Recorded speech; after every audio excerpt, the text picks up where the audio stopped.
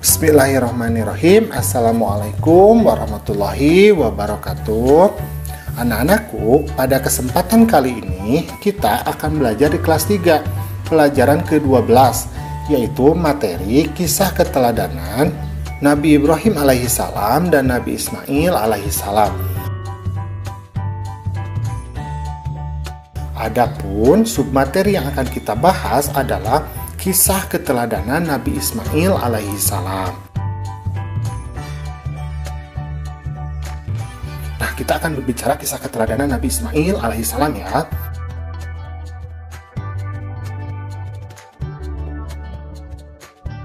Nah, setelah Nabi Ibrahim berdakwah di Babilonia dan beberapa saat lama tinggal di Mesir, Nabi Ibrahim ini kemudian bermaksud untuk pindah ke Palestina bersama istrinya.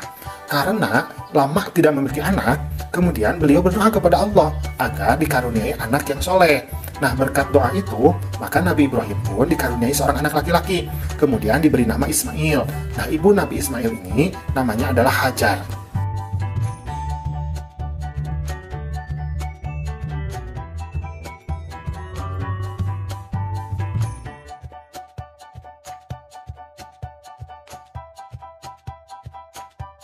Dengan tawakal kepada Allah, Nabi Ibrahim kemudian meninggalkan rumah. Nah, suatu ketika Allah memerintahkan Nabi Ibrahim untuk meninggalkan Nabi Ismail dan ibunya di sebuah tempat tertentu. Nah, dengan tawakal kepada Allah, maka Nabi Ibrahim pun meninggalkan rumah, membawa Hajar dan Ismail tanpa tempat tujuan yang tertentu. Ia hanya berserah diri kepada Allah yang akan memberikan arah kepada binatang tunggangannya.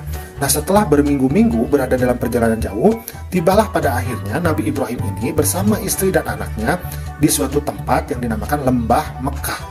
Nah, di kota itu kemudian didirikan Ka'bah oleh Nabi Ibrahim dan Nabi Ismail, dan kini sekarang menjadi kiblat manusia dari seluruh dunia.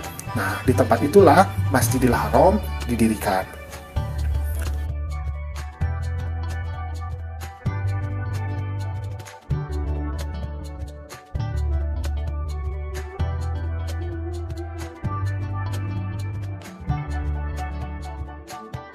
Lelah masih belum hilang, perintah Allah sudah datang kepada Nabi Ibrahim di Mekah.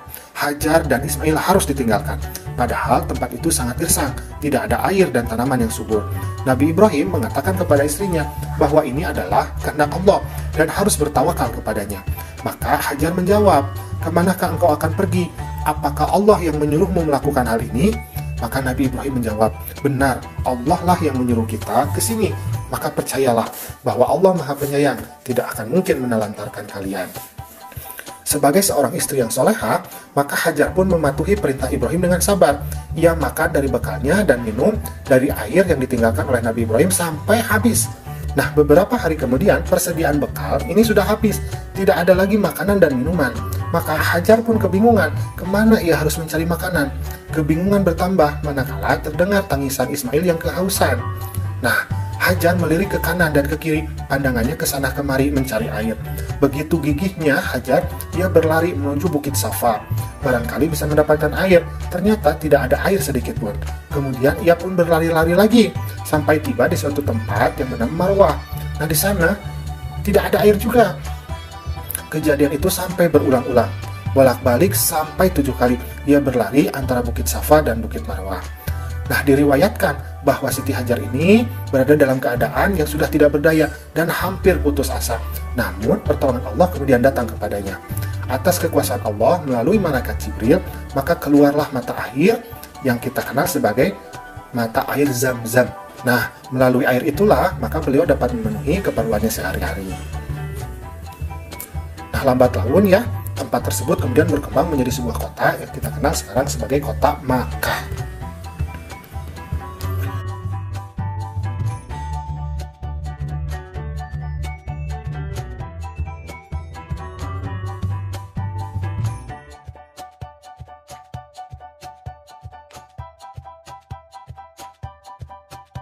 Nabi Ismail adalah anak yang patuh dan taat pada perintah Allah, serta selalu hormat kepada orang tuanya.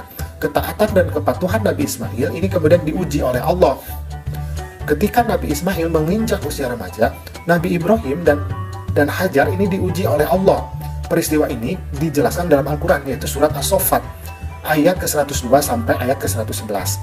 Maka tatkala anak itu sampai pada umur sanggup berusaha bersama-sama Ibrahim, Ibrahim berkata, "Hai anakku, sesungguhnya aku melihat dalam mimpi bahwa aku menyembelihmu. Maka pikirkanlah apa pendapatmu." Ia menjawab, "Wahai bapakku, kerjakanlah apa yang diperintahkan kepadamu. Insya Allah kamu akan mendapatiku termasuk orang-orang yang sabar." Allah menggantinya dengan seekor kambing. Peristiwa ini menjadi dasar disyariatkannya kurban yang dilakukan pada hari raya Idul Adha.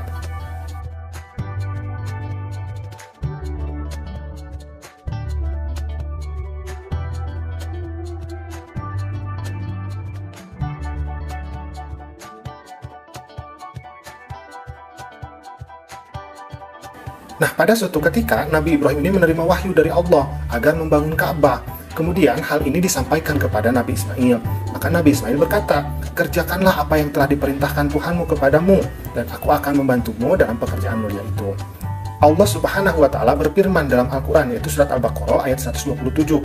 "Dan ingatlah ketika Ibrahim meninggikan dasar-dasar Baitullah bersama Ismail, seraya berdoa, 'Ya Tuhan kami, terimalah daripada kami amalan kami, sesungguhnya Engkaulah yang maha mendengar lagi maha mengetahui.' Maka mulailah kedua orang tersebut membangun Ka'bah sampai selesai, dan tempat Nabi Ibrahim berdiri ketika itu, ini dikenal juga dengan sebutan Makam Ibrahim. Nah, anak-anakku, alhamdulillah pembelajaran kita pada hari ini sudah selesai. Terima kasih sudah menyimak ya. Assalamualaikum.